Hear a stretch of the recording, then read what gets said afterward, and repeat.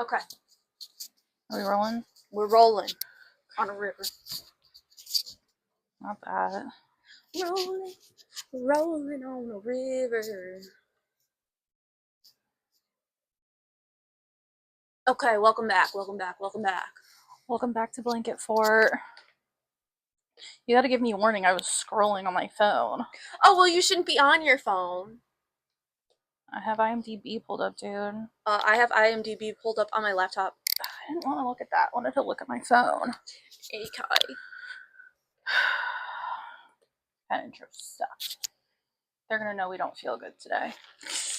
I mean, listen, this is real. This is real life. We are like the David Lynch of the podcast crew. We just show it real and raw, you know what I mean? Yeah, for sure. Yeah. So I'm not cutting this, and we aren't restarting the intro. It is what it is. We made our bed, and we're gonna lay in it. Okay. And we're gonna like it. BlanketFort. BlanketFort. BlanketFort. BlanketFort. BlanketFort. BlanketFort. BlanketFort. Spoilers. I'm gonna say I have no idea what any of that has to do with David Lynch whatsoever. Because he's very raw with his stuff. You know what I mean? We're being raw. We're showing our emotions. We're showing all sides of ourselves. I also have the Big Brother live feeds pulled up on my TV, so if I look over there, it's because you gotta be locked in at all times. I gotta be locked in at every single moment. Even though there's no sound and they're just kind of zoomed in on Keanu's face right now while he plays chess. Yeah, well, if Morgan and chest. While he plays chest. Chest. Yeah, chest. He's looking so intense right now. I cannot stand Keanu, but I'm not gonna lie, he does get a chuckle out of me. Yeah. But I'm laughing at him, not with him, you know what I mean? I don't like Keanu very much either.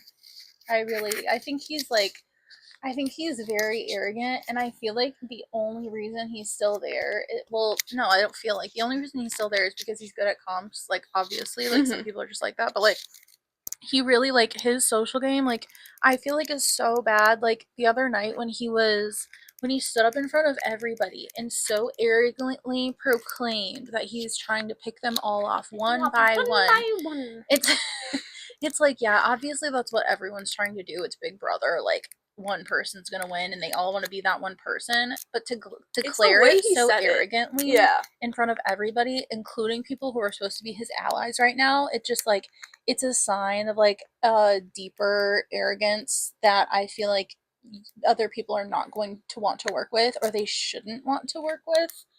I don't know, that's just my opinion. I'm no Big Brother expert. This is literally the first season that I'm watching, like, all the way through.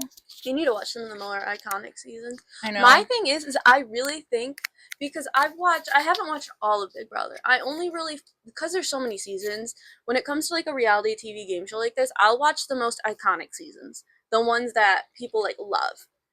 And that's, like, older Big Brother, middle Big Brother, even later Big Brother. I'll watch all of those.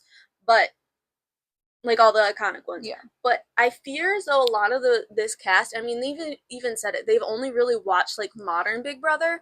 And my thing is, like, I really think you need to go back and watch, like, the OG Big Brother and how they react and how they interact. Because here's the thing, like, if I'm going on Big Brother, if the money's meant for me, it's meant for me. You know what I mean? If it's not, it's not. And what I mean by that is I'm going to make as big of plays as I can while also being entertaining. I just feel I'm just bored with some of the noms. See, I would not be that way. If I were to go into the Big Brother house, I think I would be petrified with the desire to be as perfect strategically as possible. But, like, that's just, honestly, like, when we play board games and shit, that's kind of just how we are. You kind of just get to the point, you get to a certain point where you're like, you know what, I'm having fun, and that's where I am. And then I get pissed about that, because we're not, that is not why we're here. We are here to win. I'm here to win. And well, I blame you for that, because one time when I played a game with you, you were going so hard at me that I cried. That I literally cried. And then after that point, I just realized, you know what? It's a game. Yes, she's laughing. Sisters. Yeah. And this is when we were adults. I don't even know if we were adults, but we were young. I was a young adult, too. Like, we were both young adults. Yes, that was so funny. It was a fairy tale game. A freaking fairy tale game where we had to build houses because we were like the three little pigs or something. And she kept on falling down my houses every play I made. And I won, so it worked out for me. I have no regrets on that. And I've been a changed person ever since. Oh my god, that was so funny. That was so funny, though. Mm-hmm. Yeah, no, when I play games, like, it's serious to me. It doesn't matter what the game is. Like, anything that I take on competitively, like, anything that I have the opportunity to win at or to, like, gain recognition for, just, like, really anything I do, like, I'm striving to be, like, the best at it, and not even just the best. Like, I want, like, recognition for it. Like, when we were up at the lake the other day and we were playing that one game, like, I was on, like, cloud 9 when I was winning. I was having literally the time of my life. Like, if you would have asked me the highlight of my entire life, it would have been that moment. Mm-hmm. And then the second I started to lose, I was like, guys, I just, like, don't really like, I just don't really like this game anymore. Just vote. Guys, can we go back inside? No, because then I was the one that ended up winning, mm-hmm. and I was just messing around. I literally it was so funny. Yeah. And then I almost made her cry. No, I didn't. I would never. She would never. I would never do that. I only cry about real things. Things that matter. Mm-hmm. Not silly little board games. I don't need this. I was going through a rough time at that point, too. And you just kept on coming at me. Dad suggested we play a nice, fun little game. No, and the thing that was the funniest about it is that, like, I was in such a bad mood. I didn't even want to play. No, she didn't want to play. I remember that. I was in a horrendous mood. And then the moment she started winning, she was all giggling. I remember. Oh my goodness! I remember this. The second you started crying, the laugh that erupted from my body, like, mean girl. It changed everything. Like, it, like, literally nothing feels better to me. It was so, like, it was elation. It was heavenly. It was so good. It was so good. Oh my god, this is the reality of siblings. This is the reality of sisters. Oh my god. And then guess what? The next day we moved on. Yeah. I didn't forgive you, but we moved on. You'd never forgive. Mm-mm. Lily doesn't forgive or forget. She just kind of learns how to exist in that space. Mm-hmm. Exactly. I'll make an enemy out of anyone. Oh my god. I'm just kidding. I forget, but I don't forgive. I know. You'll be like, I'm mad at you, but I don't even know why. That has been like that. It's a joke, but like there have been times in my life where I'm just like, I don't really remember why, but I don't like that person. Mm-hmm. No, it's not that serious though. I'm not like a crazy grudge holder. There are certain people that like I hold a really intense grudge for, but I think it's all valid. Mm-hmm. I don't think I hold a grudge against anybody that's like I think I have a very balanced idea of like concept of like right and wrong, and like a very like I understand that we're all human. Mm-hmm. I'm not like accountability police. I'm not one of those people. I still have the biggest grudge on my first grade teacher. I hated her, and I still hate her. I hated frogs for the longest time because those were her favorite animals. And first grade me was like, I hate frogs. That's because hilarious. I hate you. I think we talked about that. Yeah, she singled me out so many times, and I was just quiet. I was good. That's so funny. Oh, I hate her. Even to this day. I hope she had a terrible life. I'm trying to think. I don't really have any casual grudges that like I would feel comfortable talking about on camera. Yeah, I had a boss once. With teachers. With teachers? Oh, I have a lot with teachers. I only have one grudge against a teacher. Who? You just have to name the grade, not the person. I actually forgot his name for a second, but I just remembered it. Exactly, because they're... Oh!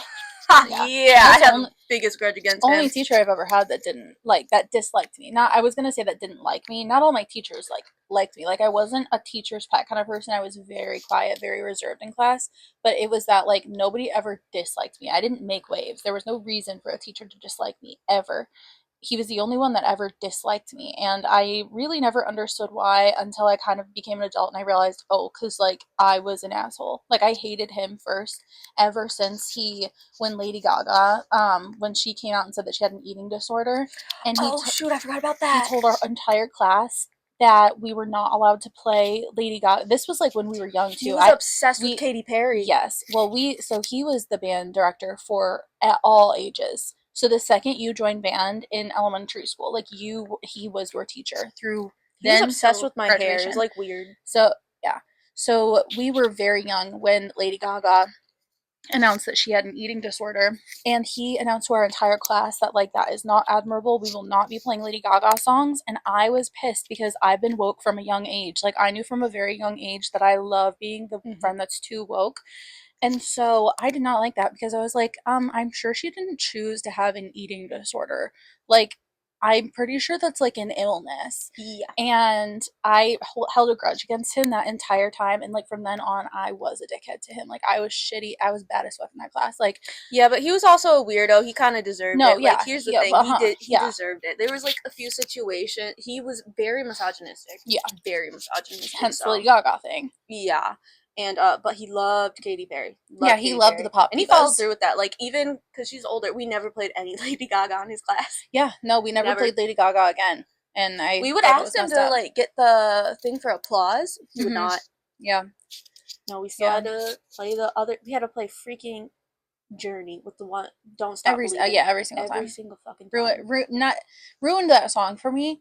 I don't know. I actually think I wouldn't have liked the song regardless. I really, really hate that song. You're never gonna find me like one of those people that goes nuts when like Don't Stop Living or like the what's the other one? Sweet Caroline.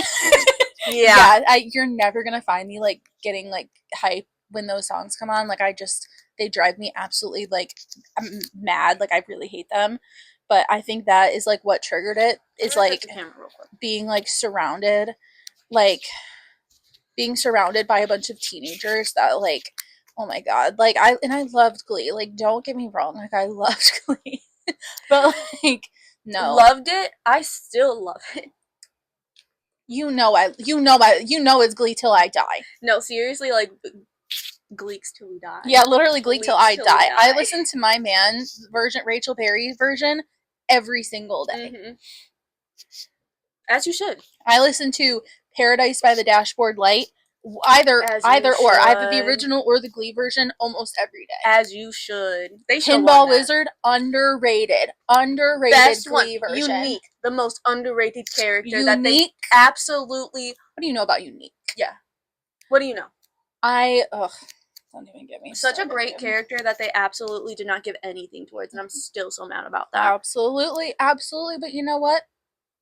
Tony winner now. Tony winner now. So what you gotta say about that, Ryan Murphy? Exactly. Oh my goodness, Ryan Murphy. And then I forget that there was a time where Ryan Murphy was making TV shows even before Glee, and people have posted like clips about that, and I'm like, wow. There was a whole time before Glee. He's been around, yeah. He's been around. Yeah, I can't believe he did American Horror Story. I forget that all the time. I forget that. Like, but you know what he also did? What? Scream Queens. Yes, he did. And that to me is arguably his, like, most significant contribution. No, Glee is more significant, but Scream Queens has, like, a certain... Like, there's a certain flair to Scream Queens that I feel like cannot be ignored. Like, season 1 of Scream Queens, that was, so like, funny. A moment. So funny. He flopped in season 2, and I get that. But season 1, like, it doesn't diminish what he did with season 1. He did what he had to do incredible. Season 1. Getting Ariana Grande and killing her by episode 2. Great. Incredible. Hilarious. Introducing the world to what's-his-face? The frat boy, yes, who now everybody's obsessed with, and he made that movie with Sydney Sweeney. Mm-hmm. Hilarious. His best Nick role. Jonas in it. Nick Being Jonas a gay was man. in it. Hilarious. That was great. Keke Palmer. Oh, Keke Palmer. Hilarious. Senorita Awesome. Oh yeah. What do they know about Senorita Awesome? They know nothing about Senorita. They know TikTok. They know Senorita Awesome on TikTok. What do they know about Deaf Taylor Swift? What do they know about Deaf Taylor Swift? What do you know about that? Nothing. They do not know anything. What do you know about Lea Michele and a neck brace? What do you know? Nothing. We're losing recipes. We really are. I was talking to Mom about this. Like, I really feel as though we as a society need to have another, like, great occult show like Buffy or Charmed. that's like not like not like Don't worry, fully. I'm working on it. You're working on it? No, actually, I'm being so serious. I started writing a book the other day. I literally just started typing something, and I'm actually like, I'm joking, but I'm actually being serious. I did start doing that. Good. And it was, I literally said, this is inspired by Buffy. So don't worry, I'm on it, guys. Okay. Don't even worry about it. I'm on it. Bro, we need to do short films. I have so many things. I wouldn't even know where to begin, but I do. I'm down. I mean, I have a script. I just have to film it. Okay. Well, I have half of part one of the script. Do you know what I want to do? What? So I'm on my I'm like back on Hades Town. I'm like obsessed with it. I listen to it all the time. I want to play Orpheus. I think you could. I think is so? I think you could. I think like Hades Town is a very, I don't know. I feel like you could get away with gender swapping. I so like too. is what I'm trying to say. I feel like you could get away with it. But with I don't show. want. I want it to be all women. I want to be an all women cast. Yes. Oh my goodness. There is this. Oh shoot. Except for maybe, you know what? No, Hades can be the only man. Yeah, Hades being the only man. The symbolism. Yes. The symbolism. Yes. Not hilarious, but like crazy. Deep. No, but I'm actually dead ass. No, I think you could. Like sometimes I like listen to the songs and I sing it, and I'm like vibing with Orpheus right now. Like I feel like that's just like my thing about theater is I feel like you could really gender swap a lot of roles. Mm-hmm. And I feel as when the story accounts for it, I'm not against like swapping genders written on anything if the story accounts for it. But if the story is a specifically gendered story, that's one thing. But like I don't think that Hades Town, I don't know. I don't think it's a specifically, especially like the dynamic between Orpheus and Eurydice. I don't think it's specifically like a gender dynamic. No. And I think even like it's not important for Orpheus to be a man. Like that's not the point of the story. No, I don't think so either. And so I want it to be me. Mm-hmm. Ooh, did you see Andrew Barth Feldman? So his girlfriend is oh my god, what's her name? She's in Maybe Happy Ending. Oh my goodness, yes, I saw all that. So he's replacing he's Darren Criss. I can't with names right now. He's replacing Darren Criss. See, I would love to see them do something together, just not that. Yeah. My thing is like in theater, because I read because I went to college for theater, I read an article this is about Shakespeare, and about like, it was a black playwright and a black director talking about Shakespeare, and he was directing a black show, or he was talking about when he was directing his like past theater experience. And one of the things he was talking about is how in theater, a lot of the times, like, the default for acting in theater is white. Like, a lot of the times directors want you to act like a white person. Mm-hmm. And so, like, he would ask, like, when he was in this show, he would ask, like, the white director, because he was in a different show at this time. This was before he was directing Shakespeare. He was asking this white director, because he was in a show with, like, a lot of black people, but there was this one actress who was black, but she was playing a traditionally white role, and he asked, like, the white director, like, should we play this black, or should we play this like a white person? And the director was like, what? He was kind of uncomfortable about it, and he was like trying to explain it, and the director was like, just act like a white person. Mm-hmm. Viola Davis has a have you ever seen Viola Davis's video talking about like a similar thing? I don't think I've seen the full thing, but I've seen like the clips of it. Yeah, she's kind of talked about a similar thing about how difficult that was for her, kind of getting into her career and starting like her education in becoming an actress, and kind of like, I mean, yeah, that's the concept of it. I won't try to like explain it because it's her story, but go watch that video. It's really good. And like, my thing is, there are so many roles that are occupied by white people, especially on Broadway. Like, Broadway is very terribly, like, there's like a wall with audiences in Broadway right now. Broadway's just not getting it, and I feel like that role should have been just for an Asian man. And a lot of people don't, and I blame Glee for this, actually. A lot of people don't associate Darren Criss with being half Filipino. He is half Filipino. Yeah. He does not look white. And I do blame Glee for that, because I do feel as though Glee has something to do with it. Yeah, Glee wasn't a very I wouldn't say that it's not like the full thing, but like, yeah, but I would never expect Glee to handle racial anything. Oh my goodness, well. No. No, they were not. They were not. Dude, he had his hair curly for one episode, and people were calling him a terrorist. Yes, that's right. That was like a whole and that's why I like blame Lee for it, because I'm like, people don't see him. That was crazy. Yeah, like people don't see him as, because I believe he's half Filipino. Yeah, I think so. And I don't know, like, I just feel as though Andrew should not have accepted that role. I feel he was in a movie with Jennifer Lawrence. He was in Dear Evan Hansen. He has a career. Yeah, he did not. He was like everyone's favorite Seymour. Mm-hmm. As of recent, like he does not. He didn't need to take that role. I feel like we as actors also have a responsibility to read the room, of course.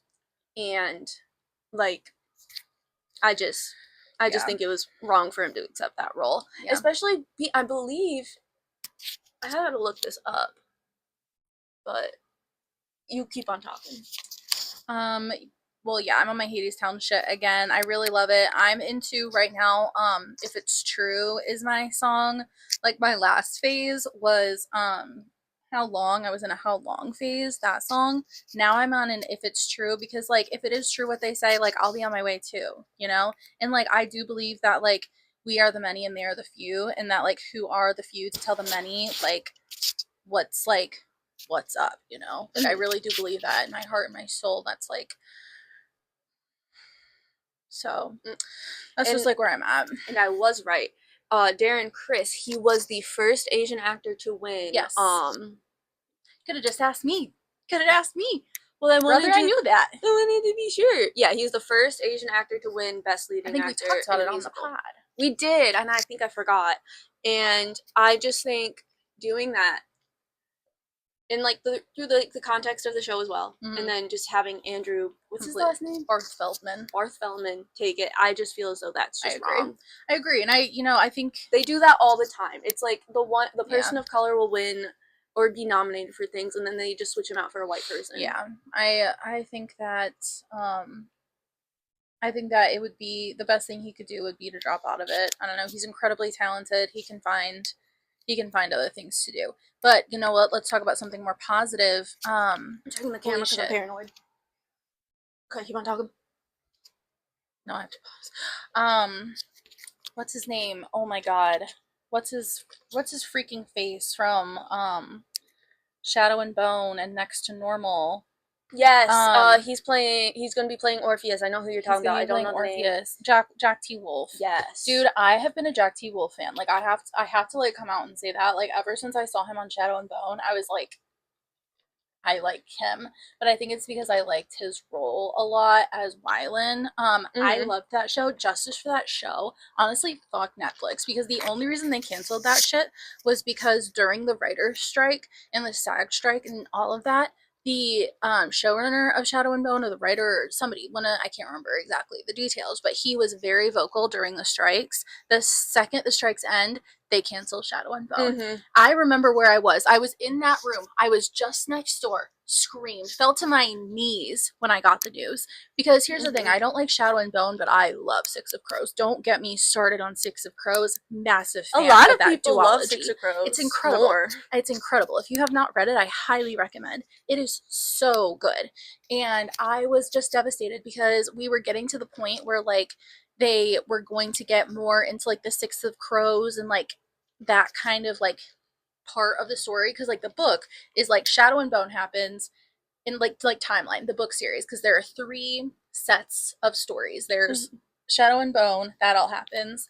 There is Six of Crows, that happens after, and then I didn't read King of Stars, that's another duology, or Scars, I think King of Scars, something. But I did read Six of Crows, and so for the show, they kind of blended everything together so that both groups could exist in the same timeline for the show. And I loved that, because I don't really like Shadow and Bone. I like Six of Crows. And so we were getting to the point where the Six of Crows, like, their book series, that plot was about to happen with, like, their heist and shit. Don't even get me started. But he played a character, and I just loved it so much. I thought he was so good. I love every single member of that cast. Actually, I kind of keep tabs on them, hoping that, like, they're doing, like, good things. And I'm just really excited to see that. I'm really happy for him, because he did so good Next to Normal. Yeah, it was incredible. So good. And I love his voice. His voice for Orpheus is going to be beautiful. Yeah. Dude, speaking on like shows being unfairly canceled, so Chucky was unfairly canceled, right? And I didn't know it was canceled. Yeah, and people, because it had like its greatest rating season 3. It was literally confirmed that it wasn't canceled because of ratings. It was just too expensive. They can't afford to create the show. Mm-hmm. And I'm like, you seriously can't? Like it was one of your most popular shows, mm-hmm. and you're telling me you can't afford? Yeah. I'm like, just make it cheaper or something. I don't know. Let's get serious for a moment. Yeah. Stephen Colbert, the late night show, getting canceled. Fuck you, Paramount. I mean, I know we have Paramount. Big Brother on right now, but like, fuck you, Paramount. Like, what did shoot? What's her name? What's the one actress's name? Shoot, she was in Grey's Anatomy. I don't know. Killing Eve. What? She was in Grey's Anatomy. Oh, Sandra Oh. Yeah, what Sandra Oh said. I don't know what she said. You don't know what she said? Don't. I don't know what she said. Pause. We're gonna watch what Sandra Oh said. You go watch it now too. You're not watching it with us though, because I don't really know how the laws. She calls them a plague. A plague? Yeah. Donald Trump? I mean, CBS and all that. Oh, okay. Well, it's all okay, we're back. Sandra Oh is incredible. She wished a plague on... Yeah, okay. I saw you get up and I thought that you did. I'm going to put my foot here now because I've been traumatized. No, I'll just cut it out. No, because I'm scared that your thing's going to fall. No, Sandra Oh is incredible. And she's right. Plague on your house. She's right, because that's plague. She's right. No, it's disgusting. I think like we've made like stances like pretty clear as we've been talking, like, and I don't know, I would be like very disappointed if like anybody like engaged with anything we did and thought that perhaps we were like a right-wing conservative, even like a like apologist for any of it. Like, no, we stand very firm in anti that specifically, but also anti Trump, anti-MAGA, anti-right-wing, anti-Nazi, anti-Zionist, anti all of that. Yeah, and I would like to take a moment because we didn't talk about this last time, but in one of the videos I said Ethel Cain was a very prominent person in my life. And I'm very disappointed. Of course, she had to embarrass me as soon as I said that, like literally day after. I know. So I thought I would take some time to share some really good kind of Southern Gothic, not just necessarily Southern Gothic albums. I think there's only like 3 that I saved. I'm looking up more, so if you have any more, just let me know. Or trans artists. Obviously, Sophie's a great trans artist. R.I.P. Sophie. Yeah, the legend. We have how would you pronounce that name? Ada? Move the thing. Adia. Adia? So we have Adia Victoria. She has a great album called A Southern Gothic. It is so good. Yeah, this is definitely your, like, niche. And then there's also music. The Underscores, which is a trans artist. She has a great album known as Wall Socket. It's very hyper pop. It's not Southern Gothic, but it's so good. I love the song Locals, Girls Like Us with Gabby Start. I also love Old Money Bitch.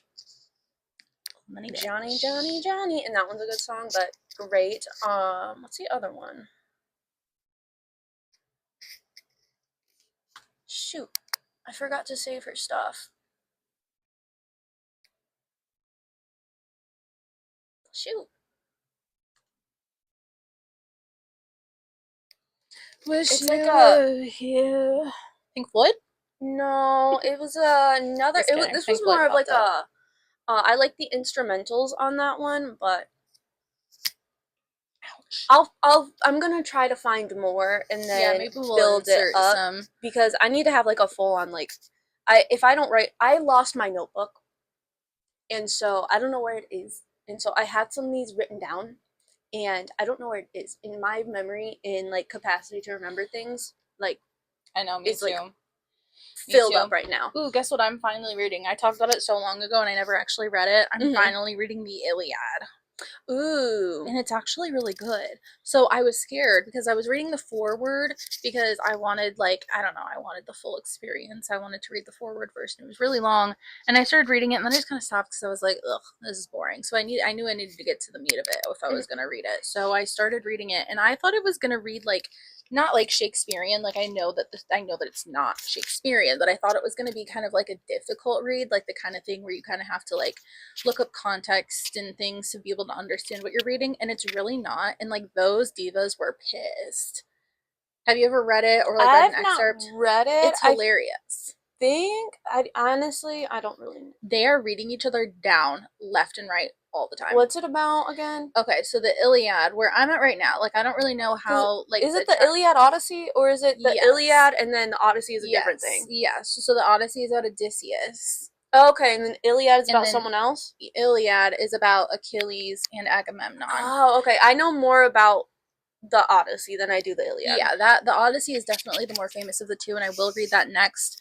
But I'm reading both because I'm trying to prepare for oh my god, for I'm already like bad at names, and now I don't feel good today, so I'm even worse at names.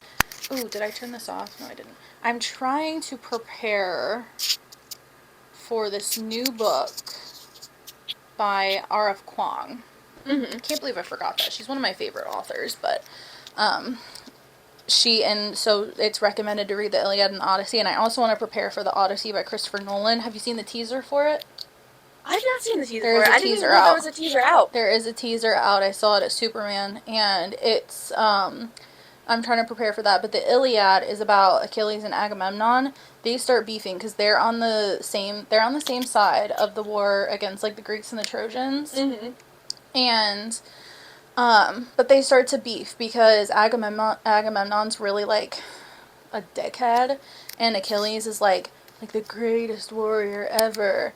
And they kind of just start a beef because Agamemnon's really full of himself and like whatever, but they just like read each other down. It's so funny. Mm-hmm. But I'm not super far in, so I'll give a full explanation / review later on. Mm-hmm. But yeah, so like I'm on my like intellectual shit. Like I'm reading the Iliad, and like I'm writing a book, and like I don't know, like I haven't even been playing The Sims as much just because like my brain is just like so full of knowledge. Goodness. Oh, and you haven't been playing World of Warcraft with me because your brain's just full of knowledge. It's just like too full of knowledge, you know? Like I don't really know what else to do. Mm-hmm. So but dude, no wonder you're having trouble remembering things with all this knowledge. I know, that you're just putting in I'm getting filled with knowledge in the summer I turned pretty. Mm-hmm. Yeah. Mm-hmm. I love Jeremiah or Conrad. Don't even know this show. Okay, so I would love to briefly explain to you why what you just asked me is like literally insane. So I find those names to be insane. Like not the name Jeremiah, but Jeremiah and Conrad together, like I don't know, and Belly. You don't even know what you're talking about. Those names are insane. You don't even and I know that's a nickname, but like her name's Isabella. Yes, I know that, but like it really gives like teen rom-com those names do. Because it is. I know. I once read a teen book. It was a teen supernatural book, and the names were crazy. Like one of the teenagers' name was like Ambrose, and I was like, oh. Yeah, isn't that Sabrina? No, it was a different book. One. Okay, anyway, no. So what you just asked me is absolutely insane. Because the thing is there is a divide. Some people are Team Bonrad, which is Belly and Conrad. Bonrad. And then some are Team Belly and Jeremiah. And I don't even know their ship name because it's just that ridiculous. So here's the thing. Bellamaya. Sure. So here's the thing. This show is so obviously telling us that it is Bonrad till the day we die. Like that Bonrad is endgame. The show is telling us that. I don't care. Like I see the online discourse, okay? I see it, and I know I'm an adult, but I don't care. I like the show. I like the shows about the stupid rich teens with their stupid drama, okay? I also am watching We Were Liars. I don't care. But no, there are a very distinct group of people that are team Belly and Jeremiah, and that's fine. They're entitled to that. They're wrong and they're out of their minds, and I feel like they have a very warped sense of like love and affection, but like they're allowed to feel that way. But if you are going to sit there and tell me that you think that this show is hinting in any way, shape, or form to Jeremiah and Belly ending up together, you lack intelligence. Mm-hmm. No, that was mean. I don't want to say that. I take that back. But you do lack, like, the ability to understand media. It is so obviously, like, this last episode. Okay, so Belly and Jeremiah are together right now. Yes, I heard they're engaged. Yes, they just got engaged. It's 4 years later. She has hardly interacted with. Yes, she's about to graduate college. So they're or he's about to graduate college. She's in her junior year, but she hasn't interacted with Conrad hardly at all over the last 4 years because he is like violently in love with her, and I'm obsessed with him. Mm-hmm. And so they're sitting at the dinner table. They're meeting up for the anniversary of their mom's death, of Conrad and Jeremiah's death. They're meeting up and they're all having dinner, and they all sit down, and Belly's mom says, all right, like, lunch is on me. So Jeremiah and Conrad's dickhead dad says, all right, in that case, I'll get the surf and turf. Notorious expensive meal, right? And then Jeremiah says, actually, me too. What? And then they flash the menu so you can see just how expensive the surf and turf is. $75. Okay? Oh my then Lord. We get Conrad. He goes, I would love the salmon. He's so polite, so casual about it. The cheapest entree on the menu. Because that's a real man. And so you're going to tell me that we get that scene? I think Jeremiah should die for that, honestly. Jeremiah and his dad should die for that. I hate Jeremiah. There's this tweet from Bald and Dowd.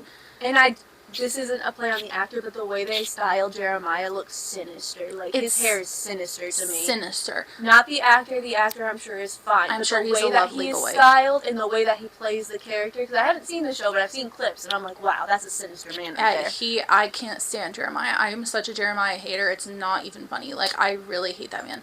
So yeah, no, it's, if you are so delusional. Like, you can have your opinion of wanting Billy to end up with Jeremiah. That's fine. Everybody has their opinions. But there are some people out there that are saying, like, the chemistry here, like, they're gonna end up together. They're the type of people that really like love like the toxic enemies to lovers thing. It's like manipulative enemies to lovers. No, it's I'm not saying that wasn't enemies to lovers. I was saying that's like the vibes that some people give but off. It's like, honestly, it's like giving nothing. Like, it's giving nothing. They have no chemistry with one another. Like the actors? Yes. There's a scene of them dancing in the car together, and it's supposed to be this like cute relationship moment where like we're supposed to watch it and think like, oh, they have fun together. They have fun together. They're just so cute. And it's like, no, they are like, I'm uncomfortable. Like, nothing about this is like fun to me, but like if Conrad was in that car, I would be all for it. Mm-hmm. Like, it's, but like, just vote. Just vote. If anybody remembers, you selected our movie for this week. I did. Are you gonna share? Oh, yes, we selected Sinners, and I don't have my notes with me, so I have a lot of gas coming up. That's alright. I have like a lot of notes. Cool. Like, I really don't. I looked underneath my bed. I do not know where I put that freaking notebook, but anyways, I'll have to buy. I'm thinking about buying a new one anyways. This is a new school year for dance, but But yeah, we watched Sinners. It's such a fantastic movie. This movie, probably one of my favorites right now. It really... Yeah, for sure. It might be my favorite that we've watched. Yeah, it is. Like, it's my favorite. The cinematography of it, the story of it, it was... How long is this movie? It's a long movie, but it does not over 2 hours, feel long. Right? I think... Yeah. 2 hours and 17 minutes. Yeah. So good. But it's so entertaining. It has a long setup, but like once it goes there, once it starts to like hit, it's like... But even the setup was interesting for me, and I think it was so necessary. No, for sure, because it like the setup is what like made you like give a shit. Like, I don't know, like I don't mind a long setup as long as it's like the time is used effectively, and it definitely was, because I was in it. Like, I was hooked. I was hooked. Yeah, the premise of it, if you don't know or you haven't watched it, is so we have Sammy Moore. He is an aspiring blues singer. His father is a preacher. His entire family is a preacher, but he has his cousins smoke and snack. I mean, not smoke wrong. and stack. Yeah, I mean Michael B. Jordan. But smoke and stack played by. It's hard. It's smoke and stack. Like, that's hard to say when you do, like, both together. I don't know. Maybe it's hard to say with my mouth and the way that my mouth works. I don't know. Anyways, Smoke and Stack, who are twins, both played by Michael B. Jordan. And they're cousins. They used to live there, and then they moved, I think, to Chicago for a little bit. Stuff kind of dried up over there, so they were like, there's a lot of demons in Chicago. Might as well come at home and fight the demons that are in home. You know what I mean? They wanted to come home and be comfortable. And we find out like things about them, things all about them. Like I think with Smoke, we find out that he had a daughter, who passed away when she was a baby. We find out that Stack, he had a relationship with a white passing woman, Mary. And I'm so bad at. Yeah, you're kind of making me insane. I'm really bad at synopsises, and I don't have my notes. So we have Sammy, who wants to be an aspiring blues singer. He has his cousins, Smoke and Stack, both played by Michael B. Jordan. They are gangsters from New York. Well, hold on. You just let me go that long, and like you should have stopped me. You know how terrible I am. We're just gonna have you do the synopsises because like I have so many thoughts and so many strings of sentences I want to say that are all jumbled in my head, and I can't get them all at once. Okay. Anyways, I just thought I'd say that. Okay. But yes, so they, in Smoke and Stack, they were, for a long time, they were gangsters in Chicago. If you notice some of the details, you actually will notice that it's, suggested that, Smoke was part of the Italian gangs and Stack was part of the Irish gangs. And they come back to, actually, I can't remember where this is set. It's, Alabama, right? I think so. Look it up. Double check that. But they come back because they want to open a the juke, a dance, like a bar. Oh, the Mississippi Delta. The Mississippi Delta. Duh, that's like the whole thing. Can't believe we forgot that. Idiots. We're just idiots. Oh my god, get somebody else in here to do it. Yeah. Someone else take our jobs. But we'll get our cats. Yeah.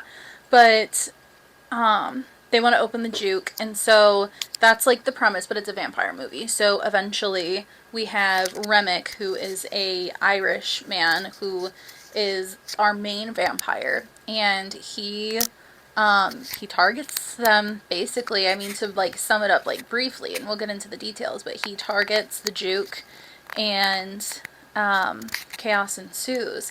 But the movie itself, I mean, it's like a pretty aggressive allegory for like assimilation, cultural appropriation, like that culture vulture type of person. And it's not subtle about it at all. No, it's not. And it's like it is music heavy. That's it is formatted in like it has a musical format. I wouldn't say it is a musical because it's not like the characters are walking around and they burst into song, but it has a musical-esque layout, and it is critical. The movie opens with Annie explaining that and Annie is Smoke's wife, or were they married? I don't know if Annie is Smoke's partner. They had a daughter together who passed, I think, as a baby. Yeah. But Annie is like she's a mystic woman. You know, she's a hoodoo woman. Yeah, she's a hoodoo practitioner. And she explains at the beginning that there are groups of people called, in different cultures. They're called griots in West African culture. They're called firekeepers in Choctaw culture, which is like the native group around the that Mississippi area, the Native American tribe, and Feely in Ireland, and they are all like, it's all the same name for a person who is like, through their musical ability, are able to kind of connect with the past and the future, and that's our concept. I just love that so much. Yeah, it's really cool. And so Sammy is our griot in this film. He is our spiritual musician. And he's truly incredible. I mean, we always start with like the cast and the crew and stuff, some facts and whatnot. Sammy, that actor, is incredible. He's played by Miles Caton, and he is an incredible singer. Before he did this, he was on tour with Her, the musician Her, and she's also incredible. And she recommended that he audition for this film, and I mean, he got it. He's been singing for a very long time. He has like this really, really great like bass. Is that how low he sings? You think he reaches bass? I think so. Very, very beautiful. So talented. I love blues music just in general, like. And he just kills his voice is so good. Just absolutely crushes it. Yeah. And so it's written and directed by Ryan Coogler. And Ryan Coogler, he was, I think, like his most commercially successful projects were Black Panther was 1 and 2, which are obviously incredible. But he also did Fruitvale Station and Creed. Michael B. Jordan Michael B. Jordan has been in every single like feature film that he's done. He was in Fruitvale, Creed, Black Panther 1. Obviously not 2 because he dies at the end of 1. Spoilers if you haven't seen it. Yeah. And now this as well. He will be in his next project too. What's his next project? So Ryan Coogler's next project is going to be called Wrong Answer. And it is based on this. I've never heard of this before, but it's based on this scandal in 2009 in the Atlanta public school system where a group of teachers and administrators and like principals or whatever, they were caught cheating the standardized testing scores. They were caught boosting their students' standardized testing scores. Well, I don't remember that, but I remember people talking about that. Cause I was like 9 during that time, but like I kind of remember people talking about that. Yeah, I had never heard of that before, but that's going to be his next project. So that is kind of cool, and it's presumably Michael B. Jordan will be in that too. They work so well together. I love when there's like a duo, you know, like when a director, writer finds like an actor that they just like, they connect, they get each other's vision. I love to see that. Oh yeah. I think that's always really, really cool. But yeah, I also learned that he was in 2013. Ryan Coogler was on the that 30 under 30 list. So he has been from Fruitvale. That's when Fruitvale came out, and he's just like always been around. And when I was kind of looking him up, it's kind of interesting because he was not like. So he was a football player, and when he went to school for football, and he only took a writing class because it was a requirement for student athletes. But he actually majored in chemistry in college, and his writing professor was like, hey, you're very visual in the way you write, you should take a screenwriting class. So he did, and he just like, he found that was like his thing, he liked it. I want to take a screenwriting class, but there's like nothing around here. Because, like, I'm good, like, with playwriting, but screenwriting is a little different. I just don't, like, because I've written, like, things for the screen, but it's, like, I don't know, it's, like, hard. It's not hard, but, like, I don't know, I always second-guess myself when I'm writing. I'm sure you can find something online. But, yeah, so that is Ryan Coogler. He is pretty just incredible at what he does. I mean, I think he's very good. Like, because you're listing off like the movies that he's in, that he's done. He's very good at creating a story that feels big, but also is very like intimate, like with the cast. Like I could tell, like especially with the characters of Bo and Grace, I really do appreciate how he catered to them and how he brought. Because I believe he worked alongside that one alongside someone to like help educate him about like Asian people during that time and like where their place was. The community that this movie has brought, it just felt very intimate, and I felt like I was getting a lot of stories from everyone, but I didn't feel overwhelmed from it. Yeah, for sure. He had a lot of consultants. I did read that. Which is great. If you're doing like a movie like this, you should always get consultants about things. I feel. Yeah, absolutely. I think that's like bare minimum. His costume designer, Ruth E. Carter, she works with him on almost everything too, and she won the Academy Award for Black Panther. I smell an Academy Award for this as well. Oh yeah, I remember when she won that for Black Panther. That was so cool. Yeah, and then seeing. The costuming was just so good. I love the vampire. I think the design for the vampire. I love the simple vampire designs. Like I still love the Buffy vampire designs. Like honestly, like I've said this before, they're like my favorite vampire they're kind design. of top tier, yeah.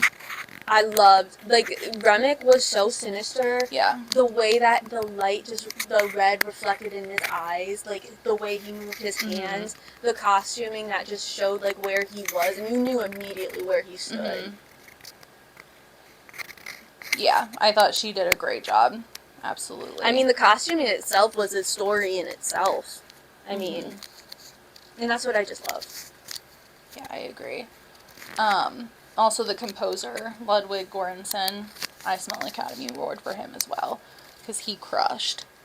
He absolutely crushed. It was everything about the music. It was so music heavy, so he had to do, like, he had to do a lot of heavy lifting with his role in creating this film. Like, he did it. I just love. He did it. I love music in general, but I really love blues music. I love Southern music just in general. I love it, especially when we get like movies like this that are Southern kind of gothic. And I talked about this before. South of Midnight, very similar with like the music and how music is so important to the story, and it's so easy to follow along. And I really just love like the ways that it was. I don't know. I feel like I'm just saying like I love this and I love that a lot because like I feel lost without my notes. I'm not gonna lie. I'm feeling really lost because I have so many thoughts and like it's very hard for me to, because I'm a very visual person. So like I'm visualizing what I'm saying. Like I talked about this before. Like a lot of the times when I'm talking, like I visualize like shapes and stuff. And like sometimes when I'm talking, and I don't know what to say. That's when like the shapes kind of get a little abstract, and like right now, it's like I just feel abstract. Like I feel like I'm living abstract because I don't have my notes with me. Okay. I'm very talkative today. You're having a unique experience. I'm having a very unique experience. I'm very talkative today. I am yapping today. I have not talked to anyone besides our mother this entire week. That look that you just gave me was crazy. I love her, but oh my god. Here, hold on. I need to pull it up on my phone really quick. Because like I don't know if I'm properly explaining how much like the music was such an important part of this story, and without the music, this story would not have been the same. I don't think music is in general is very personal, and it's blues music especially is very important to Black culture. And I love the way that it was utilized to tell the story, not just of music from music back in the day, in the past, but also music in the future. I mean, there was a whole thing with Annie, the scene with Annie when they were like all singing, but you see like flashes of music in the future and how like, you know what I'm talking about? Yeah, of course I do. This. I'm gonna check the camera. I'm just like paranoid about the camera right now. I don't know why. I think it's just because today I just feel like off. No, I get you. I am too. I really like, I'm trying so hard and like I do not feel good at all. Like I can feel like when you kind of feel like warm from the inside out. Ew, like it's not like the temperature feeling you warm. Like it's like, well, I think that's just what a fever is. That's how I feel. Like I can feel like the warmth like inside, like radiating off. Like my skin is cold. Like I feel cold to the touch, but I just do not feel good at all. Okay, sorry, I'm pulling up the cast because I didn't write everybody down. I mean, I have the cast right here. I know, but I like having my phone too because I can't really see that far, so I can't see like the letters of people's names. But no, I didn't write down the whole cast for this because I do it beforehand, and I could tell that the credits on this were listed in order of appearance. Mm-hmm. So I wasn't sure like who was going to be like a main character and who wasn't, and so I did not write things down.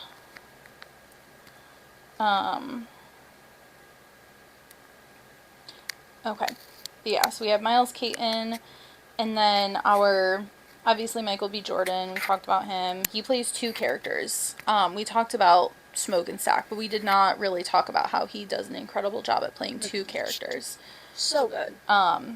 Really, like, absolutely insane work. Then we have, I think, our kind of next, like,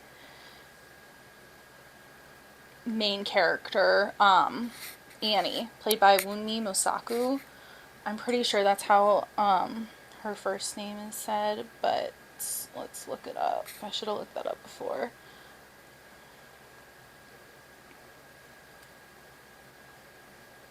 Oh, are you looking up?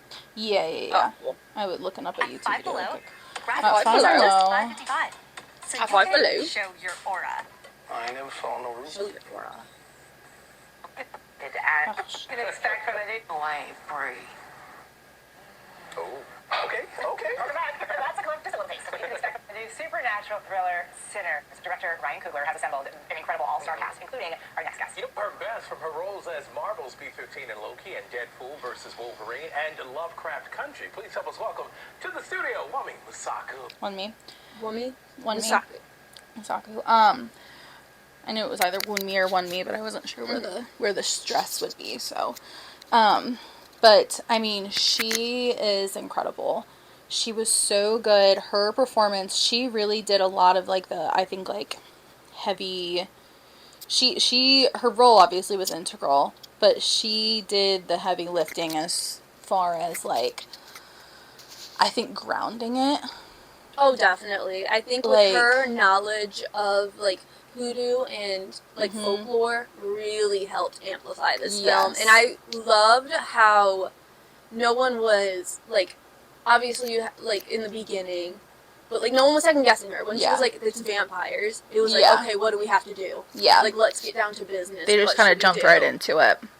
Absolutely. Yeah, that was so good. And then we have we had Lee Jun Lee playing Grace, and Bo being played by, he's just credited as Yao. I think he just goes by one name. Oh, yeah. But I've never really seen anything else that he's been in. But this is the first time I've seen his face. Yeah, it looks like he has a decent discography here. Nothing like crazy. It looks like he might be kind of new to acting, but. And then, I love their relationship. We'll talk about that like more later on. But like I really liked their relationship. Yes. Yeah. I thought it was really cool to include them. I looked it up because I was curious like what role, like how, like was it common to have Chinese people in Mississippi at this time? And it was. That's a whole historical context. There is a large community. There was a large community of Chinese people in the South at this time. So to include them, I mean, there's a lot of historical accuracy throughout this whole thing. And that's why it's important to work with the consultants. Yeah, for sure. I mean, especially because there was like a lot of racism, especially towards Chinese men at the time. And so there was like a lot of propaganda going around how they don't treat women right. They don't treat their wives right. And just seeing like the way that you could tell there was a lot of respect for Grace. There was a lot of love between Bo and Grace. They loved their daughter. They were just a family unit, which was just devastating. Well, and they were respected by everybody else too. They were respected by like this black community, and it was like at this time, like Chinese people, they weren't white, and they weren't treated like they were white. They weren't treated with that kind of respect, but it was also like, well, you're not black either. So they kind of existed in this like in between where they weren't treated as poorly as the black people, but they were not treated as well as the white people. And so there's that tracking shot at the beginning where you see her walk across the street. They own 2 shops on each side of the street. One on the black side of the street that's a little more run down, not as well taken care of, and then a really nice one on the white side of the street. And they Grace runs that one, and Bo runs the one on the black side. And there's that tracking shot of their daughter walking across the street and then Grace walking back. That was like very pointed and very specific. You could tell it was like to show the role, like the cultural role that they played. But then we had Delroy Lindo as Delta Slim. Delta Slim. He is a legend. He is an acting legend, and he was so good. Oh, so I didn't know he was in this movie. Yeah, I didn't think it clicked, but he was so good in this. Yes. And then we had Haley Steinfeld. Yeah. Yes, he brought a humor to it, too. That was needed. I feel like this is such a heavy film. Having him there as, like, a comedic kind of relief, but still keeping it serious was so good. Yeah, it, like, leveled everything out. And then we had Haley Steinfeld, who, like, kind of, like, went viral for her role in this, because she's playing a woman who is 1/8 black, and that is her, like, ethnicity, hers is her, like, lineage, ancestry, as well, like, in real life. And she's just a really good actress. Dude, they were hating on her hard when she was first announcing this film. Yeah. They were really hating on her, and I'm really glad that she did so good. Yeah. Dude, I have to use the restroom so bad. I will Okay. be back in a second. You can keep on talking about the characters. Okay. Let's see. Ooh, so the person playing Sammy's dad, character's name is Jedediah, is Saul Williams, and he is also kind of like an industry legend as well. He is a poet, musician. I saw, like, when I was doing my research, like, he is kind of considered a griot in his own right, like a real life modern day griot. Like, he is kind of a wordsmith, slam poet. He has a bachelor's in philosophy. Like, he is kind of a legend. And so, oh my god, that was so fast. But yeah, so his inclusion, we're talking about the guy who plays Sammy's dad, but his inclusion was really cool. Remick is played by Jack O'Connell, who I had never heard of before, but I guess people really like him. I mean, he's been in a lot of stuff, but yeah, I think he was in shoot, I think it he was in 28 Years Later. Yeah, 28 Years Later. People making jokes about that because I think he plays like a zombie. Oh, does he? Yeah, he's in that. He was in the Amy Winehouse movie, that Back to Black movie. He's been in a bunch of stuff, honestly. Look in his discography. Like, he's really, like, he's good. He's fine. Oh, he was in Skins. I didn't know that. Wait, who was he in Skins? It says that he was, Cook / He was Cook? Yes. Oh my goodness. Listen, when I was younger, I was watching Skins when I probably should not have, but I did. I was like 15 watching Skins. I just got a notification on my phone. We're just going to pause really quick to say this because I'm heartbroken. Janae has unfollowed Kenny.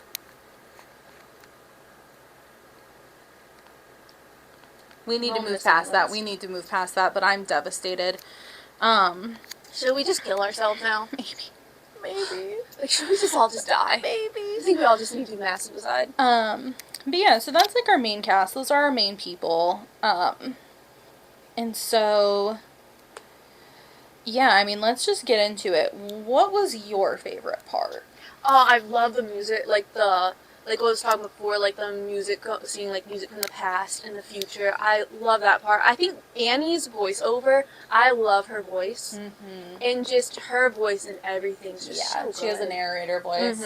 Sounds good. No, that scene was incredible, and I would love to get into it because it actually, like, I was freaking out. I've watched it every single day since I first watched the movie. I literally just pull it up on my phone and I just watch that scene. Because that scene gave me the feeling that anytime I watch a movie, I'm chasing that feeling, you know, of just like, whoa, they went there and they I just did wasn't it and they pulled it expecting off. it, and I loved it. And it's such an odd concept. Like, for a split second, I was like, wait, what? Literally a split second. And then immediately I was like, this is the coolest thing I've ever seen.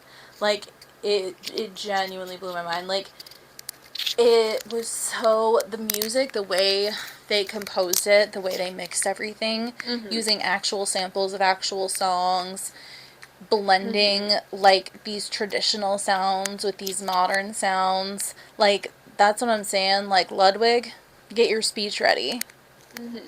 Mama and Oscar behind you. Like, literally. It was so, like, it was so incredible. And, like, then the inclusion of when we get to Grace, when she's, like, panning around and it pans around her, and we see the Chinese dancer. That was so It was like, damn, like, this is really insane. And then when it switches, my favorite moments of that scene are that, and then when it switches to just, like, kind of more, like, beat heavy, like traditional drum beat heavy, and it's that traditional African dancer in the full, like, head to toe.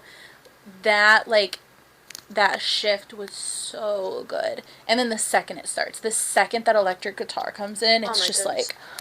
like, ooh, so beautiful, like chills. Literally chills. It's one of those things, like, I always say that, like, I'll cry over anything that's, like, moving. Like, it doesn't have to be sad. It's just, like, I just cry when things are really good, too. And that I, like, started to cry a little bit, because I was like, oh my god, like, I'm getting chills. Like, this is so cool. I just love seeing things, like, really just get pulled off. I love when they're pulled off. So yeah, that was my favorite scene as well.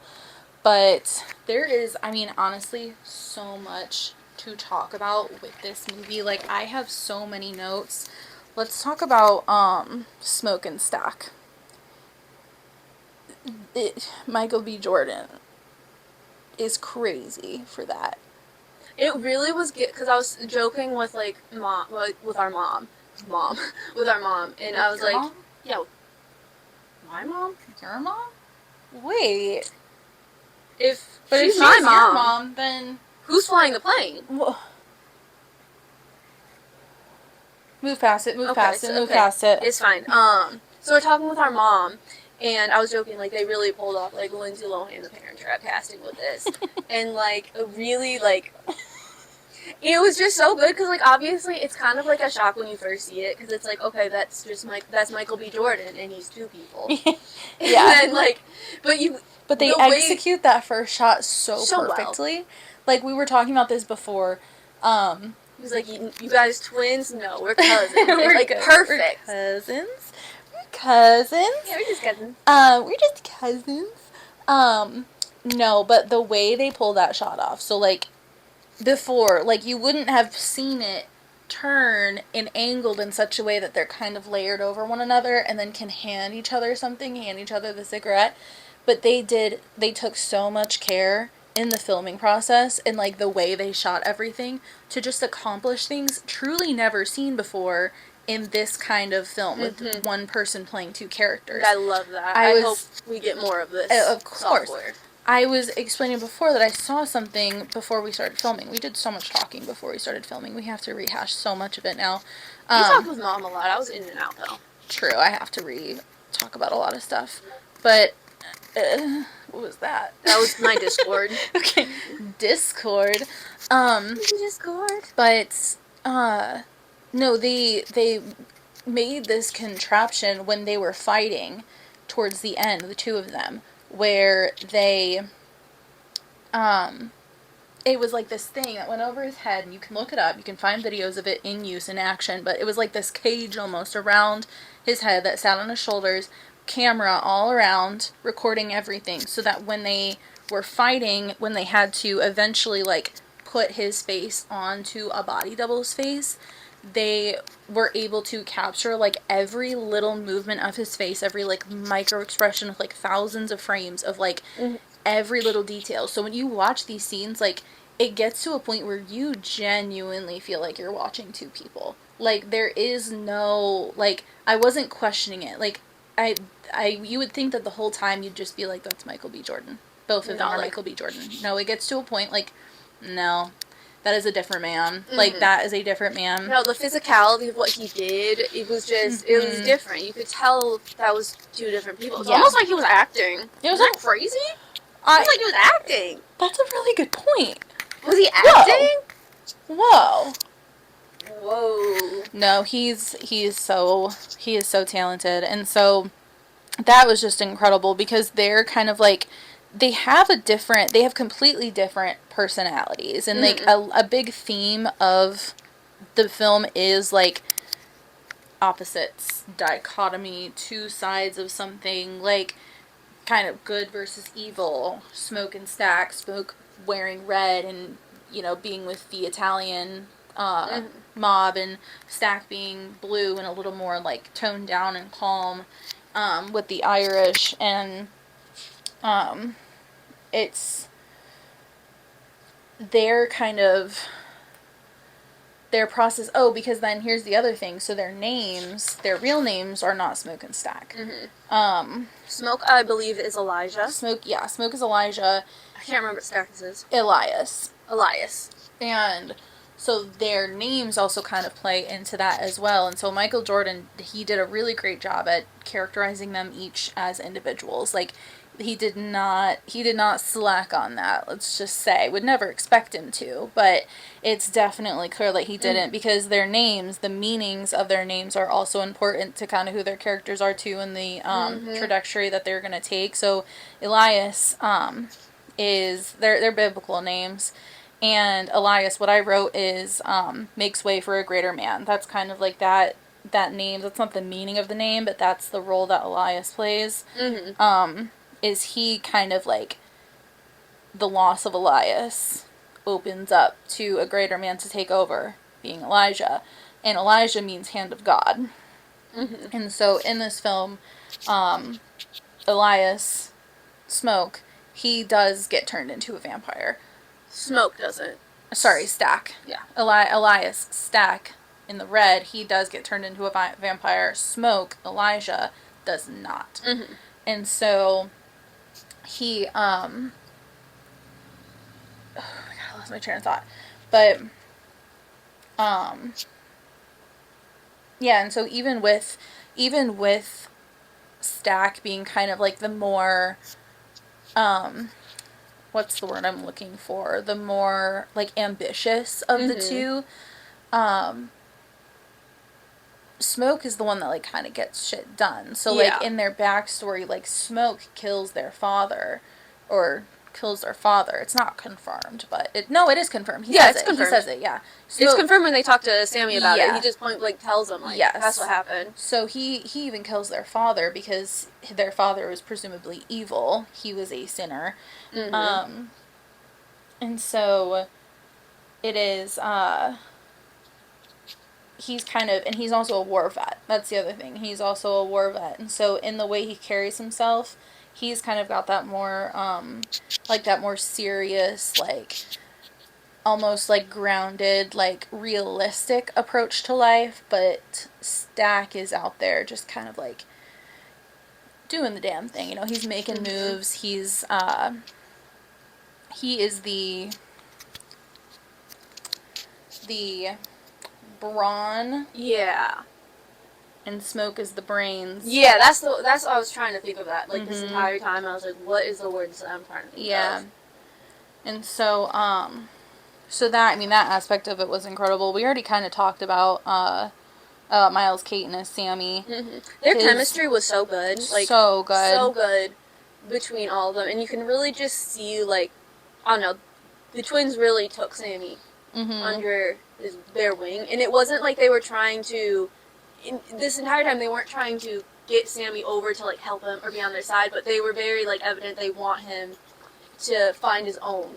Yeah, because well, especially Stack. So, like, a big difference, there is a whole scene where we have Smoke and Stack kind of, we see the difference on how they are approaching Sammy and kind of how they approach everybody, because we do have one scene where Stack is about to go into the store and he grabs this little girl and he's like, hey, you need to watch my truck and you need to yell for me if anybody starts, like, getting into this truck, starts trying to steal anything, if anything's sketchy, if anybody's about to walk into that store, like, you need to be lookout.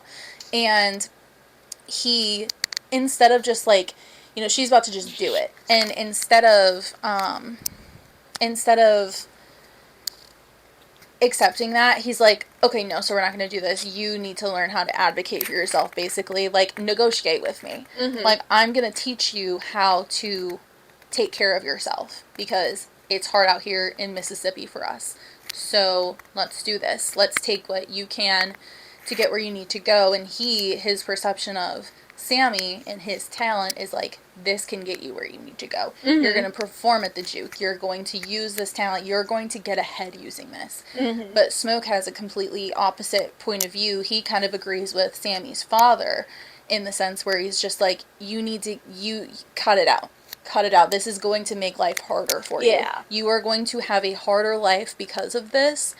And, you know, he ends up being the one to live. He ends up the one, you know, making it through and not not being susceptible to the temptation of the vampirism. Speaking of temptation, major theme. Oh, but definitely. Stag ends up being the one that does.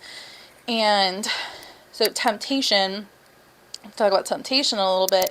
We open with the ending of the movie. The first scene is the end of the movie, and then we go back. And dude, I was so locked in that first scene. Yeah. And he walks in. Sammy walks into the church. I was playing Sims when I was trying to watch this movie too, and the moment I saw that, I was like, I can tell right now I'm going to need to close this Sims game. I'm going to need my full attention. Yes, for sure. He walks into the church, like, covered in blood, and it's just like, whoa, it, like, really, it tosses you right in. But then it switches to, like, 24 hours earlier or something like that, 12 hours earlier.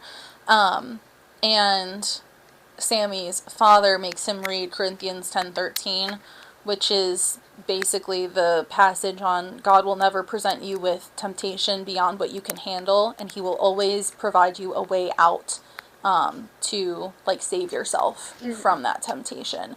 And so that is major, because the role that the vampires play in this movie is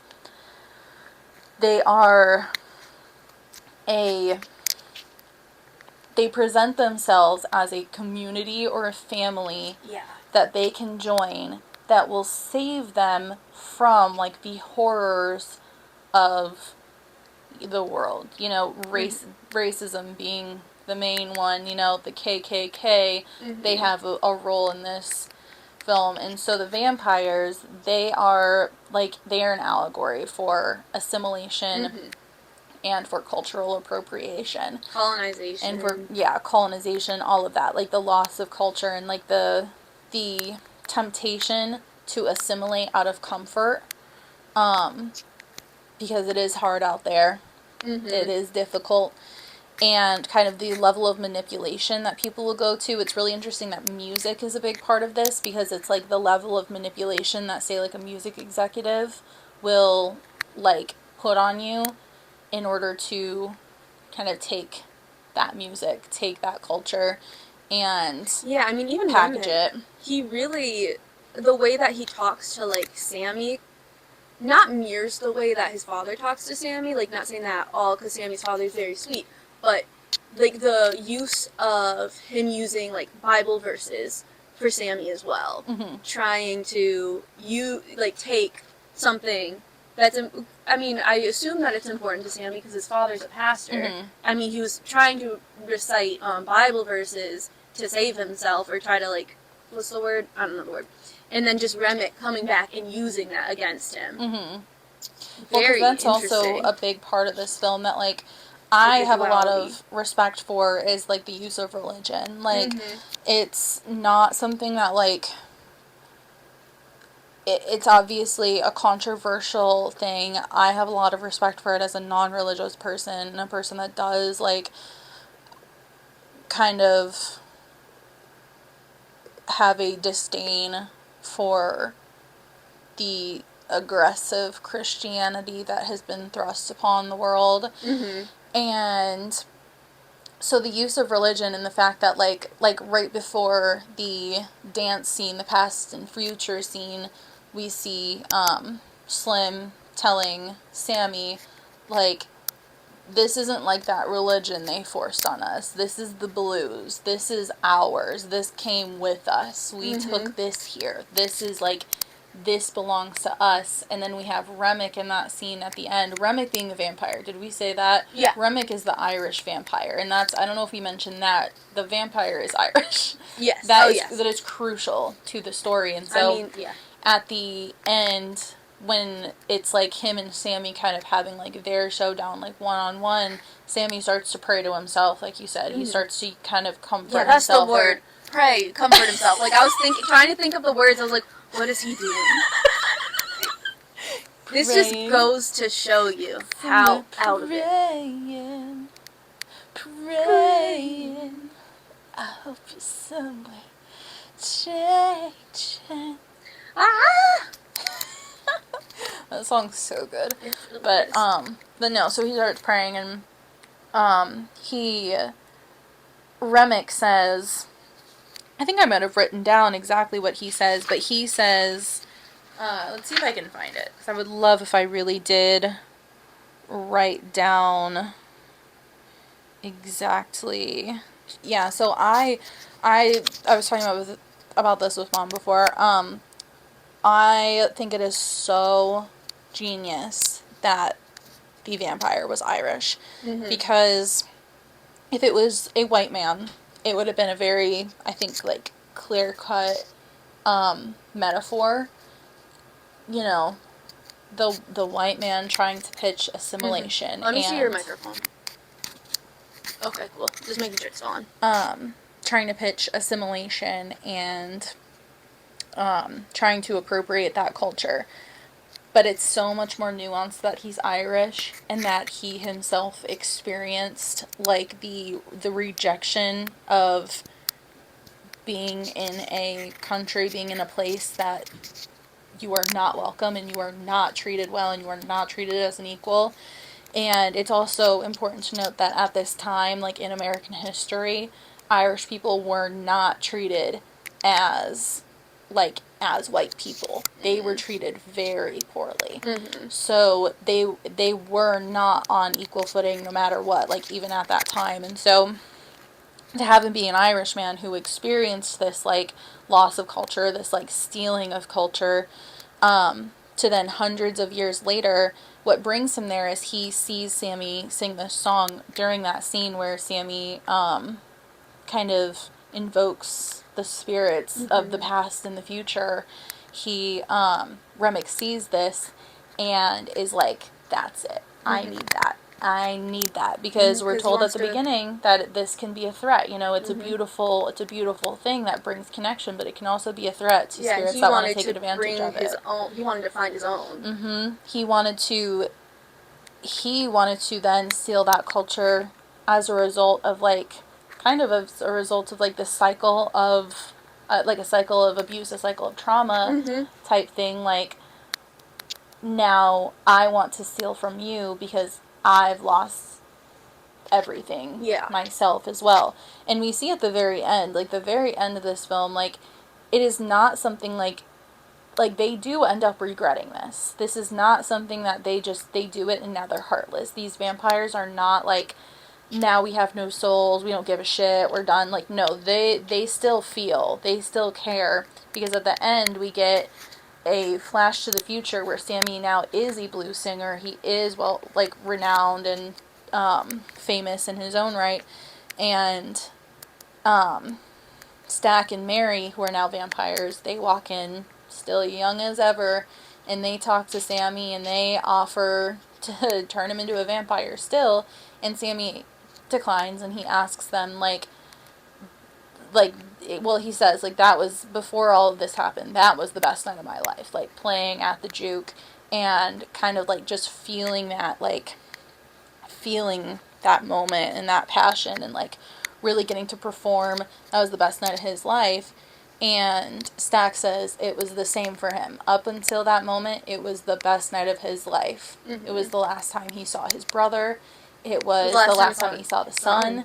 It was like, it was a beautiful moment for him that he still remembers. So I don't know if that's necessarily regret, but he still has that feeling. He still has that feeling of like loss. He knows what he lost. He's aware of what he lost in assimilating, because that's what he did in becoming a vampire, and it wasn't even his choice. It wasn't Mary's choice. It was forced on her, and then Mary forced it on Stack.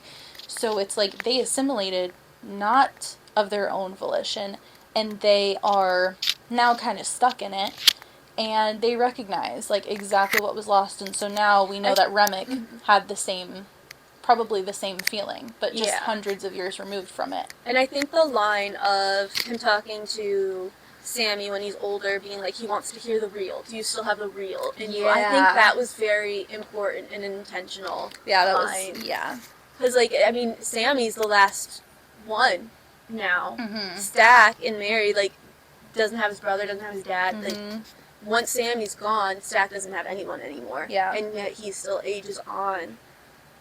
And it's very interesting. This movie really just brought me back to my love of vampires again. I'm not gonna lie. That's why I started watching Buffy again. I just think there is so much that you can do with vampires, so much symbolism in vampires in general, even in werewolves too, that I just really love that this movie went there. And it was very intentional, and it just went for it. And that's what I like about movies. I mean, I'm discovering a trend of, like, I really like movies that just go there and don't, like, just put in, like, cheap shots. Like, I Saw the TV Glow because it just goes there. It's very intentional. I love, Inland Empire because it just goes there. And I love movies like that are just entertaining and that have fun and play. Like, this is a movie that plays around with certain angles. Like, another scene that I love the scene in the beginning when we see Grace going from the white side to the black side of the street, and just the way that she interacts with, what was it, Smoke? Yeah. She interacts with Smoke. And you can tell that there was, oh my goodness, sorry, I was just thinking about that at the end when they had, like, anyways, but it's just, like, the way that she interacts with him, like, this was a full-on, like, community. They were helping each other. She made the sign for the juke. And then, like, at the end there, we kind of see, like, a compilation of everyone working together to build this juke up for tonight. And it just is so heartbreaking to see, because then at the same time that's when we have, like, the white KKK members coming in, thinking that they're gonna, like, kill people. Yeah, they don't know that everybody's already dead from the vampires. That Smoke already lost everything. Yeah, they think they're about to kill everybody.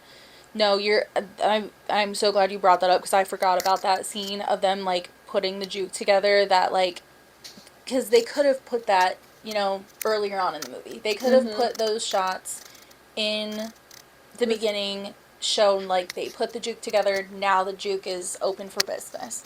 But to put it at the very end there, after they've all been killed, almost all of them have been killed. Only, I think, Annie, Smoke, and Sammy. No, Annie's dead. Oh my god. I don't know. It's just because I didn't want to think about it. Yeah, just because I didn't want to think about it. I think it's just, it's Smoke and Sammy are the only ones that make it out. And, so we just watched the devastation, but then we see, like, the joy they all felt earlier in the night. The sweet moments. Like oh my goodness. When I lost it when Grace was painting the sign. Yeah. Like, painting it red because that's all she had. Yeah. It was horrible. And then, to contrast it, because then the KKK do have a role in this film where a KKK member, the leader of the KKK, the whatever they call them, the Grand Master or whatever the fuck they're called, what are they called? I don't know. Some shit like that. I don't know. I'm not even going to dignify it by giving a fuck what it is, to be honest. But they, he's the one that rents them, that leases them, or sells them, or whatever it is, the venue for the juke. And they learn that his plan the whole time was to just come and kill all of them by morning. That was the whole plan. So after all of this devastation, we're contrasted by, like, the joy from earlier on in the night to then the KKK pulling up to this place. And somebody pointed out that the reason that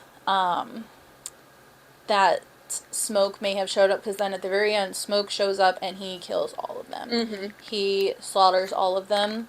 Good for him. Good for him. I was cheering. Tragic scene, really horrifying. Like, not even to paint it like it's some, like, this. It's obviously a cathartic moment, but there's nothing happy about it. I will say, though, it was nice that he was able to be reunited with Annie and his daughter. Yes, that was very her whole sweet. Her whole, like, line about, you can hold her if you put that cigarette out. I don't want you getting smoke near her. Yeah. And his nickname being Smoke. Yeah. I was like, Lord have mercy. So good.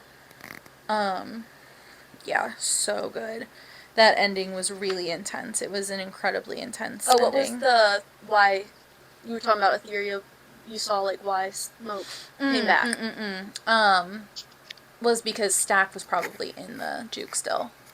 Because, everybody, you end it thinking that Stack is dead, that Smoke killed Stack. I was thinking that too. And somebody pointed out that he probably showed up to protect Stack from the KKK. Because he's always going to protect Stack. That's the whole thing. Yeah. And that's just so sad.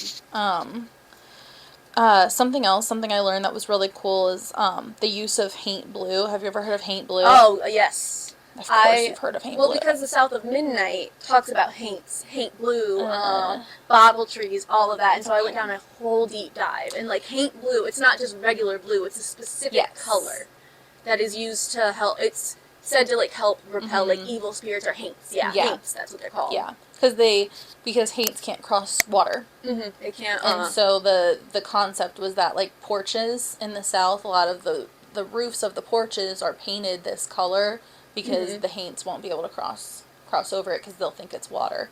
And so there's a lot of haint blue. Annie wears a lot of haint blue. The porches painted haint blue, I believe. I thought that was cool. I wrote that down because I'd never heard of it. I thought that was really sick.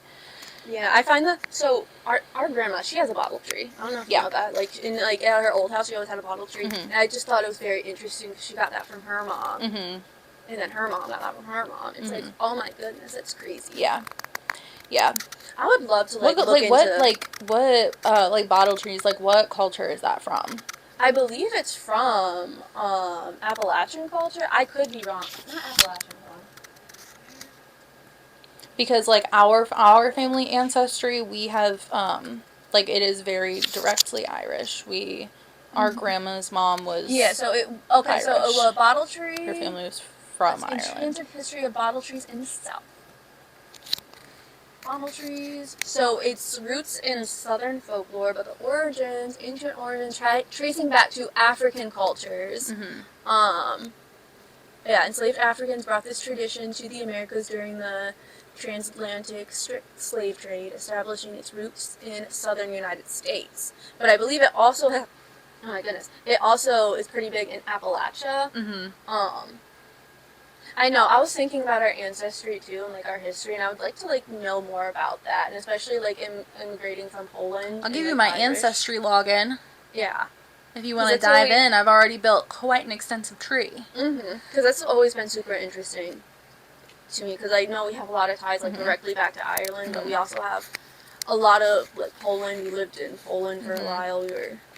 Yeah, I love anything that has to do with ancestry. Any kind of media or art that has to do with ancestry of any kind. Side. Yeah, that's, like, always, like, a huge fascination of mine. I wish we knew more about the other Middle Eastern people's side, but unfortunately we don't. Yeah. Sucks that we don't have that. Log into my ancestry. I'll give you my ancestry login. I know. I found a lot. On the Middle Eastern side, too? Oh, shoot. Yeah, because I know we know a lot more with our... Yeah, I found what I can. Maternal side as opposed to paternal. But, fun fact, they really set that roof on fire during that scene. Oh, heck yeah, I love that. Ooh, I love practical effects. Yes. That's what I'm really hoping, like, with this technology, that we move away from this CGI constantly. Like, I respect the art of CGI, unfortunately, like, CGI artists are treated so terribly and are given such short deadlines, and, like, it's insane. Yeah. Dude, I have to use the bathroom again. Oh my lord. Oh my god, I'm gonna freak out. I know. We're so close to being done. I know, but, like, keep on talking. Okay, well then I'm gonna talk about the music. So, the music, the Irish music specifically, the use of the music is really interesting because... so Picked Poor Robin Clean is a real song, but it was a song by two black women. And so when the vampires, because originally we have Remick as the vampire, then he turns two white KKK members into vampires, and they show up to the juke almost like they're missionaries. That's kind of what they're, like, mirroring there, is like the role a missionary would play. And they're trying to convince them to let them in, because these vampires, they cannot just be let in. They have to be invited in, like, traditionally, because it's a very traditional depiction of vampires. They don't really do anything, like, they don't try to do anything crazy with it. But while they're doing this, they perform Picked Poor Robin Clean, and it's really interesting because when they perform Picked Poor Robin Clean, which is a very catchy tune, but it's very kind of soulless in the way that they perform it. They kind of have, like, a very stripped down version. You can tell that they don't really feel it in their souls. They're just kind of like, hey guys, look, we know this song, let us in. And so they perform it, and that was funny. That was a good part. But then they go on, their next scene that they're in is they're sitting outside the juke. They're still hoping that somebody will come and let them in. And they get, Mary comes out there to talk to them because Mary is like, you know what, we need the money. Maybe we just let these people in. They'll spend their white people money and we benefit off of it, you know? Mm-hmm. So she goes out there to talk to them and finds them performing a song with actual soul, an Irish song.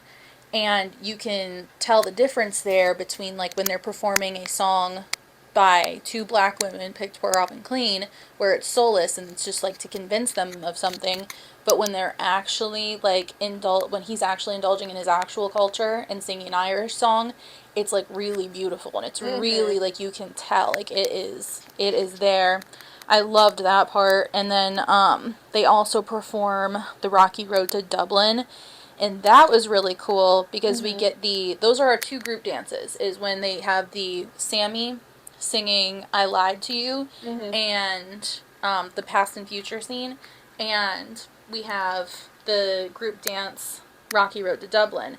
And it's really cool because on the outside everything's cold and blue and, like, cool, but on the inside everything's warm and inviting and comforting. And so we have I Lied to You, a very warm, a very joyous scene. Everyone's dancing with, like, free will and, like, just fun and, like, pure joy. But then we have the Rocky Road to Dublin, which are all the vampires, and they're dancing almost like puppets. Like, yeah, it's almost, what's the word? It's like there's just nothing there. There's nothing. They're void of all of the soul that they once had. Like, soul, not in the sense of, like, very ritualistic, I should say. Yes, and, like, soul is kind of used in two different ways because there's their actual souls. Like, as vampires, you lose your soul, but you don't. Like, your soul is now trapped and it's, like, stripped of its soul. Like, in music, the way we use soul, and like, it's a difference there. And so there is soul in the juke. There is not soul outside the juke when they do Rocky Road to Dublin. That was very cool. It was a completely different vibe to have two different scenes. And again, there's dichotomy. Not to be, like, the dichotomy of it all, but that is, like, that is a big theme of this film, like, for real. I truly think this is a film that, like, film students need to see because, like, when we're talking about, like, having, like, tension, like, this is what we're talking about. Like, the tension that you feel watching those scenes, it's just, there's so much more. Having that, I mean, dichotomy, it's very important. It makes things so much more interesting. Yeah. Especially on rewatches, like, you'll be able to really see the little details with how things are treated on the vampire side versus them not being vampires. Yeah. And then I think the last thing that I have that I think is worth discussion, obviously if you have more stuff, jump in with it, but the name Sinners, like, the title of it being Sinners and the role of being, like, a sinner, what that is, like, it's called Sinners for a reason. That is, like, a whole through line, but it's kind of like in this film, the concept of being a sinner is to sin is to reject the assimilation. To sin is to reject the whiteness that is trying to take over. It is to reject making waves. It's to reject being different. That is how being a sinner is treated. So, like, I wrote down here that, like, when Smoke and Stack tried to move to an all-black town that they heard was being really successful. It's filled with black people that are really, like, making good for themselves. They move there and they're rejected there because they're considered sinners. Sammy, his dad considers him a sinner because instead of embracing the church, he embraces music, and the church, which has been explained previously in the movie, was something that was forced onto them. It's something that they did not bring with them. Did he just go through the cat door? Yes. Does he do that now? Yeah. What the heck? Look at you. Yeah. Good for you. I know, he's so brave. I know, look at him. But to be a sinner is to embrace the things that are culturally significant. That is, like, kind of a basic like, so many people have made such good videos diving into the details of that.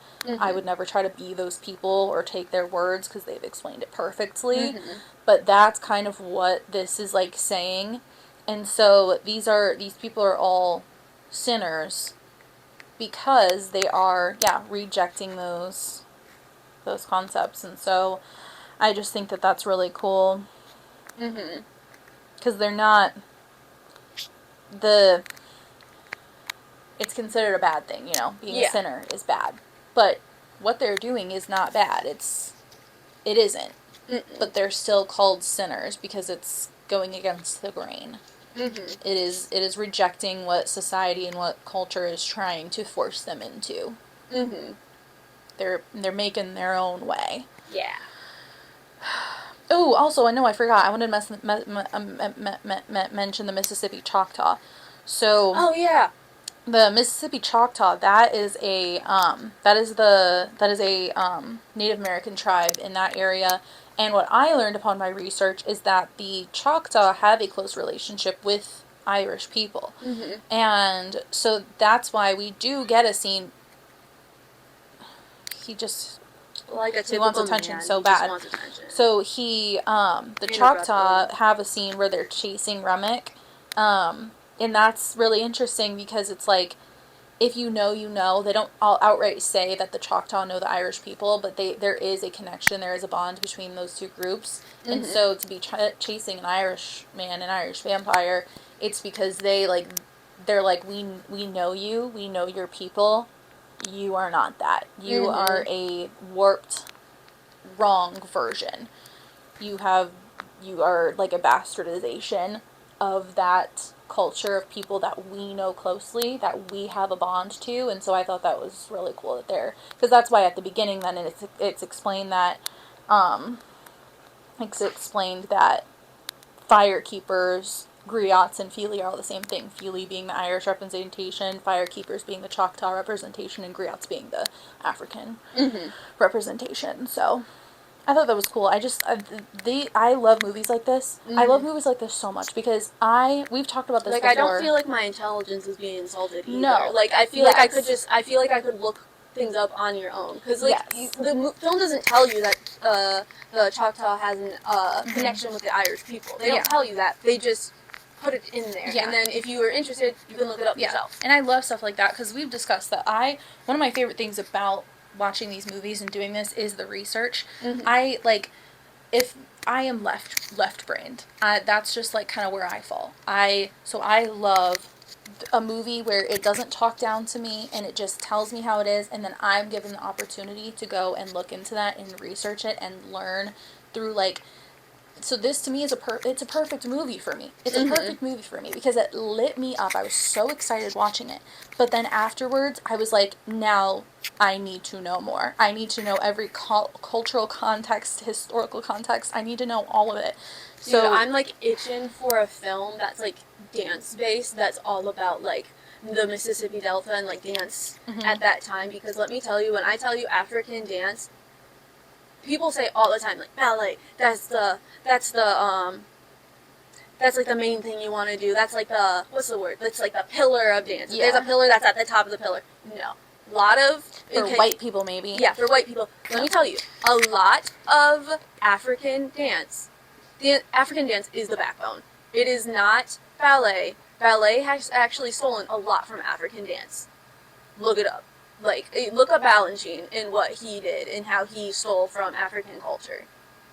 That's all I gotta say. But I'm itching for a movie that like dives into something like that. Like a cultural dance movie that talks about that kind of thing. Cause I'm sure there's something out there. We can find it.